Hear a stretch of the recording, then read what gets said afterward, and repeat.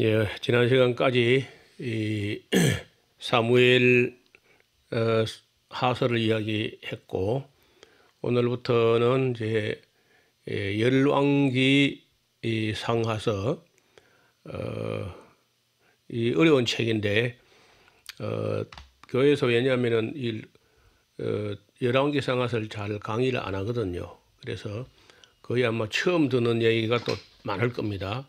그래도 뭐 어려운 이야기지만은 그래도 이야기를 해보면은 쭉 이어서 이야기하면 이해가 된다는 거. 대개 내 설교 시간에 이런 그 무겁고 뭐 아니면 또 길고 이런 이야기를 못 하죠, 대개. 그래서 역사서 강의가 거의 뭐 잘 안 되는데 우리는 뭐 그런 거 상관없이 누가 뭐 진도 가지고 족치는 사람도 없고 하니까 시간이 걸려더라도 조금 이야기를 하려고 합니다. 열왕기 상하서에는 여러 왕들이 나오기 때문에 열왕기라고 이렇게 합니다. 그리고 이제 이 시대는 다윗 시대가 점으로 가는데 왜냐하면 다윗이 나이 많아 늙으니까요. 늙었다고 하지만 뭐 다윗 뭐 70세 정도였는데 참 그때 사람들이 전쟁을 너무 많이 해서 그런지 70세인데 다윗이 출입이 어려울 정도로 그 정도로 노쇠했어요. 아마 저 생각에는 다윗이 마음 고생을 참 많이 한 것 같습니다. 우리는 뭐 다윗이 뭐 저 마냥 행복하고 승승장구하고 만사형통하고 이렇게 살았을 거 생각하지만은 그 아들들이 반역을 한다든지 뭐 이런 그 집안에 있었던 이야기 우리 지난번에 봤지 않습니까? 그러니까 그런 어려운 일들이 다윗을 많이 아마 힘들게 했던 것 같아요. 그래서 나이 70이면 뭐 요즘 같으면 뭐 인생은 70부터 이런 말이 날 정도인데 다윗이 늙었습니다. 열왕기 상서 한 펴 보시면은 열왕기 상서 그 1장 1절에 그런 말이 나옵니다. 다윗이 나이 많아 늙으니 이불을 덮어도 따뜻하지 아니한지라. 나이가 들면은 모든 게 다 약해지는데 그중에 특별히 약해지는 게 심장이 약해지는 심장이 또 만약에 심장이 약해지지 않으면은 혈관이 점점 굳어가지고 고혈압으로 또 위험하기도 해요. 그래서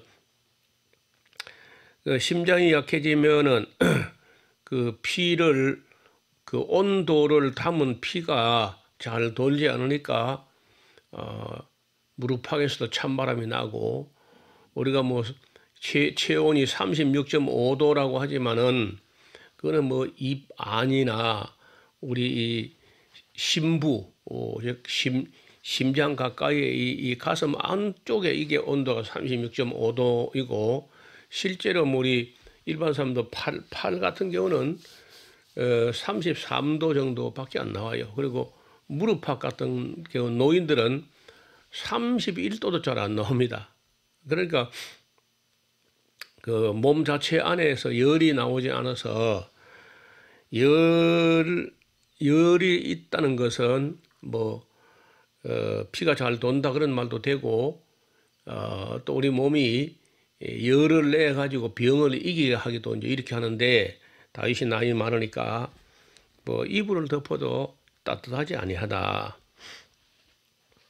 그 신복들이 신하들이 고하기를 우리 주 왕을 위하여 아무래도 젊은 처녀 하나를 구해다가 왕을 모셔서 복량도 하고 또 왕의 그 이불 밑에 처녀를 몸이 막 열이 펄펄 나는 그런 젊은 처녀를 다윗 왕의 이불 밑에 넣어 가지고 왕을 좀 따뜻하게 하게 해드리게 되었습니다.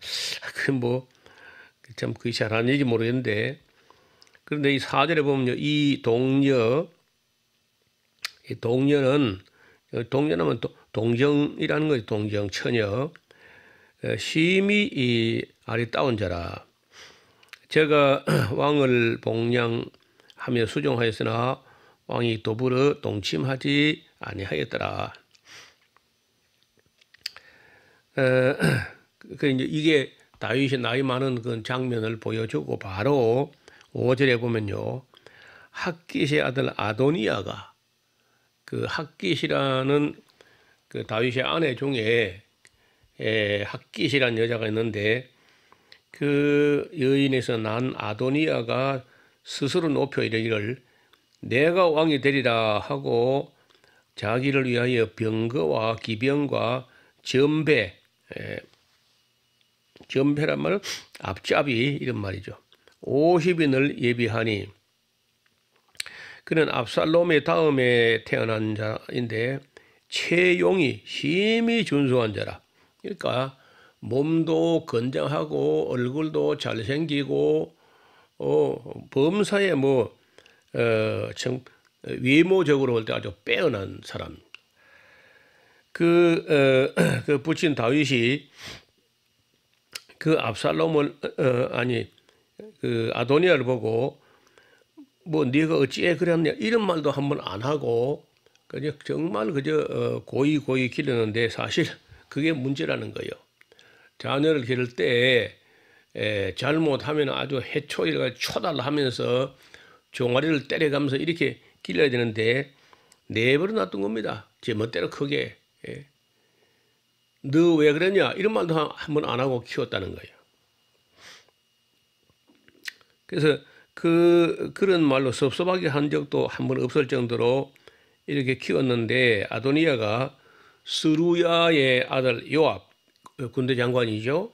그리고 제사장 아비아달 그러니까 제사장 아비아달하고 요압하고 둘이 손을 잡았고 아도니아 자기가 셋이 손을 잡았으니까 그 왕권과 군부와 종교계가 이렇게 셋이 하나가 되면은 게임은 끝났다. 그래서 이 반란이 성공할 줄로 알고 시작했는데 이게 큰 실수한 거예요, 사실은요. 또 그렇게 이제 그 제일 힘센 사람이 요압이고 그다음에 제사장 아비아달 이런 사람들이 이제 아도니아하고 함께 했으니까 다른 사람도 어쩔 수 없이 다윗은 늙었고 자기를 따라주지 않겠나 하고 이런 반역을 시작했는데 8절에 보시면요. 그러나 제사장 사독과 줄을 끊어야 돼요. 이 사독은 이때부터 주목을 받게 되겠죠. 사독이라는 사람이 그 아도니아 반역에 가담하지 않았기 때문에 이 아도니아 반역이 진정된 후에 이 아비아달 계열 즉 반역에 가담했던 이 사람들은 영원히 이제 다윗 왕조로부터 버림을 받게 되고 사독 계열이 인정을 받아가지고 솔로몬 시대를 거쳐가지고 예수님 오실 때까지 계속해서 이 사독 계열이 이제 제사장 계열을 이어갑니다. 제사장 사독과 여호야다의 아들 브나야 제가 한번 이야기했죠.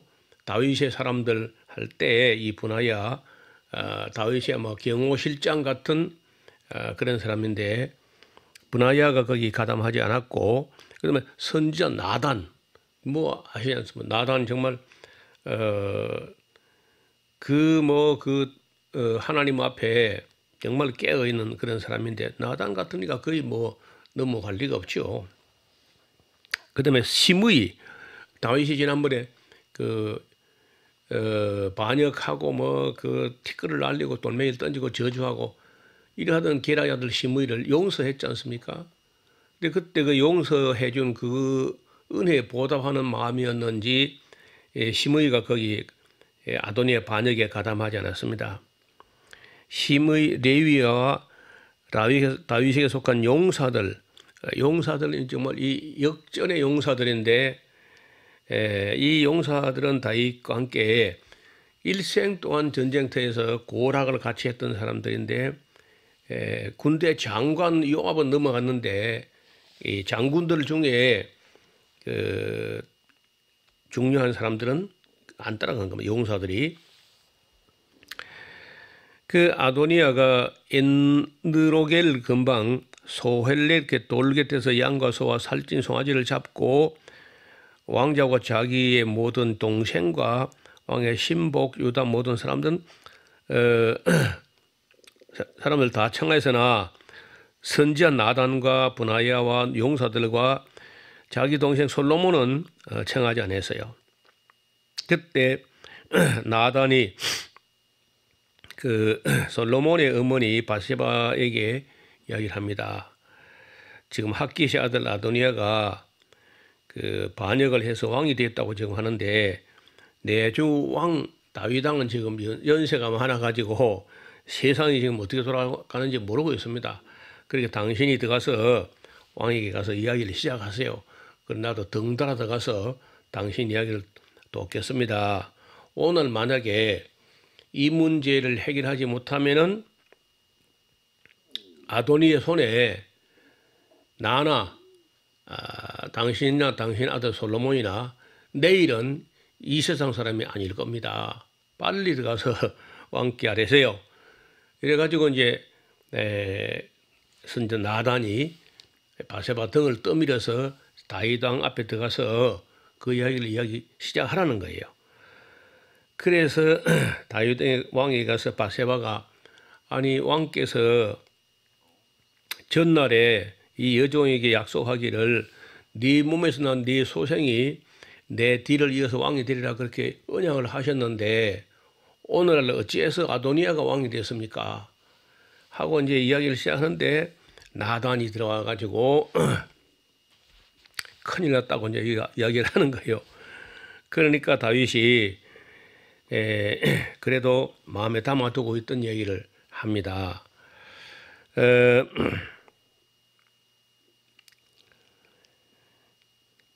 그래서 그 무슨 소리냐 하니까 17절에 보면요. 저가 왕께 대답하여 가로되 내 주 왕이 전에 왕이 하나님 여호와를 가리켜 계집종에게 맹세하기를 네 아들 솔로몬이 정녕 나를 이어 왕이 되리라 되어 내 위에 앉으리라 하셨거늘 이제 아도니아가 왕이 되어도 내 주 왕은 아마 알지도 못하시는 것 같습니다.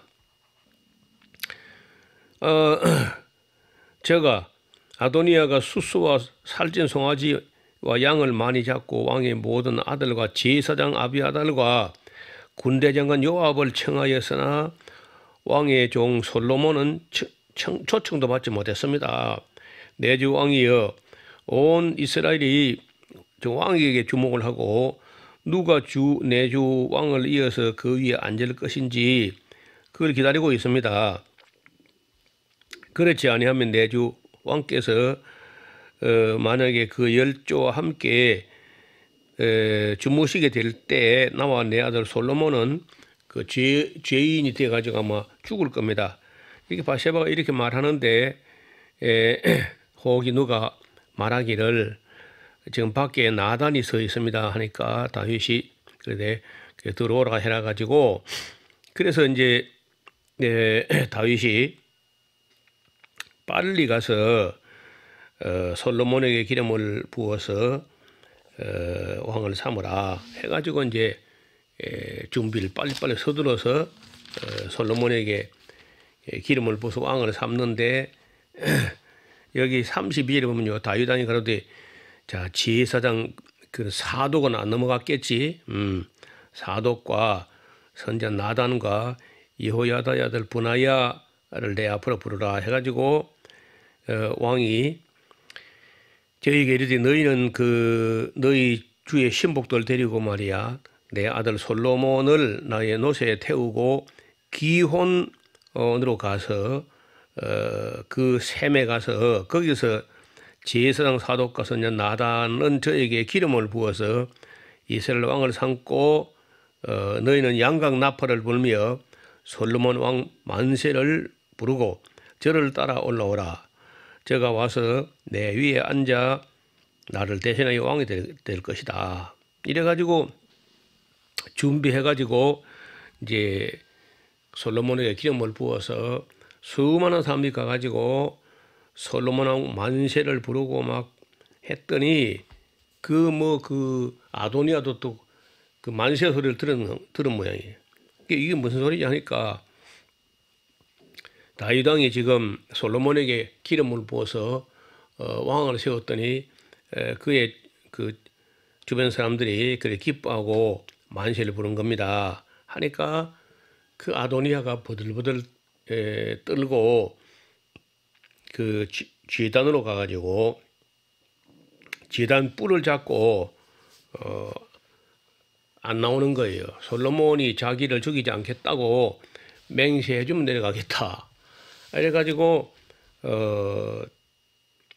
아도니아의 반역은 그냥 해프닝으로 끝나는 거예요. 이렇게 이제 다윗의 아들들이 그래 지난번에 봤지 않습니까? 암논은 또 그래 죽고 압살롬은 또 그래 반역하다 또 죽고 아도니아 또 이렇게 반역하고 막 이런 판국이니까 다윗도 참 자녀 교육은 거의 실패한 거나 마찬가지죠. 다윗의 아들이 첩들에서 난 그런 이름은 알 수가 없고 첩이 아니고 정식으로 결혼한 여인들이 여럿인데 그 여인들에서 난 아들 전체가 19명쯤 돼요. 다윗의 아들들이. 그런데 그 중에 그래도 괜찮다 싶은 아들 하나 있는데 그 이제 솔로몬 하나인 거예요. 하나. 그 정도로 다윗도 자녀 교육은 뭐 실패했다고 해야 되겠죠. 거기 50절에 아도니아가 솔로몬을 두려워하여 일어나 가서 제단 뿔을 잡으니 혹이 솔로몬에게 고하여 가라되 아도니아가 솔로몬 왕을 두려워하여 지금 제단 뿔을 잡고 말하기를 솔로몬 왕이 오늘날 칼로 자기 종을 죽이지 않겠다고 내게 맹세하기를 원한다 하나이다. 솔로몬이 가로되 만일 뭐 선한 사람이 될진데 왜 죽어 죽기는 그 머리카락 하나도 떨어지지 않을 것이다. 그러나 저희 가운데 악한 것이 보이면 죽어야지. 예. 해가지고 그 제단에서 끌어내리니까 제가 와서 솔로몬 왕 앞에 절함에 솔로몬이 이르기를 네 집으로 가라. 그러니까 이 과도기에 오버페이스라고도 하죠. 뭐 좀 말이 우리말로 뭘 하면 되겠어요, 그게. 너무 나갔어, 너무 그 서두르고 너무 급진적으로 그렇게 까불다가 이제 죽는 거예요. 항상 이 정권이 바뀌거나 이럴 때 이런 경거망동하다가 망하는 사람들이 있다는 거예요. 조심을 해야지. 세상이 이 어려울 때 조금만 더 신중했으면 그런 참극을 당하지 않아도 될 텐데 그 사람이 대먹지 않은 사람들은 너무 가볍게 경거망동하다가 그래서 자기 스스로를 해치게 되는 그런 우를 범한다는 거예요. 다윗이 2장에 보면 다윗이 죽을 날이 임박함에 그 아들 솔로몬에게 명하여 가로되 내가 이제 세상 모든 사람이 가는 길로 가게 되었노니 너는 힘써 대장부가 되어야 한다. 알았죠? 네 하나님 여호와의 명을 지켜 그 길로 행하여 그 법률과 계명과 율례와 증거를 모세의 율법에 기록된 대로 지키라. 그리하면 네가 무엇을 하든지 어디로 가든지 형통할 것이다. 여호와께서 내 일에 대하여 말씀하시기를 만일 네 자손이 그 길을 삼가 마음을 다하고 성품을 다하여 진실이 내 앞에서 행하면 이스라엘 왕위에 오를 사람이 네게서 끊어지지 아니하리라 하신 말씀을 확실히 이룰 것이다 하면서 그 솔로몬 왕을 앉혀놓고 그 다윗이 마지막 유언을 하는데 거기에 히든 카드가 있어요. 다윗이 늙어서 바깥 세상이 어떻게 돌아가는지 모른 줄 알지만요. 다 아무리 지금 나이가 많고 정신이 혼미해 가도 딱 그저 마음에 담아두고 있는 사람이 있는데 그 이야기를 5절에 해요. 자, 너 잘 들어야 된다. 스루야의 아들, 자기 누나죠. 자기 누나 스루야의 아들 요압이 내게 행한 일, 곧 이스라엘 군대 두 장관 넬의 아들 아브넬에게 행한 악한 일이 있었어. 그리고 예델의 아들 아마샤, 이 아마샤도 다윗이 군대 장관으로 요압 대신 세우고자 했는데 그걸 알고 요압이 또 죽였거든요. 그래서 이 두 군대 장관을 세우고 싶었던 사람 왔다가 이제 쳐 죽인 걸 다윗이 딱 기억하고 있습니다. 그래서 그런 사람, 그 요압 같은 사람은 내게도 거북했는데 너에겐 더 하겠지. 그러니까 잘 봐서 그런 사람은 평안히 죽게 놔두면 안 된다. 그 다음에 넌 지혜로운 사람이니까 지혜롭게 해서 잘 처리해라. 그리고 8절에 바후림 베냐민 사람 게라의 아들 시므이 말이야. 너와 함께 있는데 이번 반역에는 가담하지 않았어도 그래도 그 사람은 유의주시하고 요시찰의 인물이야. 나는 그 사람을 살려두는 게 내 영광이지. 그러나 너에게는 아무 유익도 없고 너에게는 아무 의미도 없어. 나는 내가 그 사람을 용서하고 살려준 것 때문에 세상 사람들이 그 다윗의 관대함을 시므이가 광고비 하나도 안 받고 그렇게 선전해 줬잖아요. 근데 솔로몬하고는 아무 상관이 없는 거야. 그러니까 너는 그 사람을 잘 주의했다가 엉뚱한 짓 못하게 딱 감찰도 잘 해가지고 잘 처리해야 된다 하고 이제 이 쭉 그렇게 다윗이 갖고 있던 그 카드에 소위 말로 하면은 살생부 그런 거죠. 이런 것이 정권을 이양할 때 다윗의 마음속에 담아두었다가 솔로몬에게 은밀하게 이 이야기를 합니다. 또 나중에 보면은 그런 사람들 그 구시대에 끌그적거리는 그런 유물들 다 정리하는데 한 3년이 걸려요. 또 너무 또 그렇게 정치 보복하듯이 이렇게 막 하면은 사회적으로 혼란이 생기니까 정말 지혜롭게 딱 봐서 그 사람을 처리할 명분이 딱 생겼을 때 그 처리하는 그런 솔로몬의 지혜를 볼 수 있습니다. 자, 이제 이렇게 해서 솔로몬 왕이 이제 등극을 했지만은 아직도 이제 그 아도니아 처리해줘, 요압도 처리해줘, 게라 애들 시므이 처리해줘 이런 거는 당장 이루어지지 않고 한 2, 3년에 걸쳐서 그 시차를 두고 또 그런 어떤 그를 처리할 명분이 생겼을 때 그때 처리하는 그런 모습을 볼 수 있는데요. 그 부분은 그 13절 이하에 이제 그 아도니아가 어떻게 또 엉뚱한 소리 하다가 죽는지 그런 걸 보시고 그리고 요압은 어떻게 죽으며 또 시므이는 어떻게 처리했는가 그런 얘기는 다음 시간에 또 이어서 말씀을 드리겠습니다. 오늘은 여기까지 하고 인사드립니다. 감사합니다.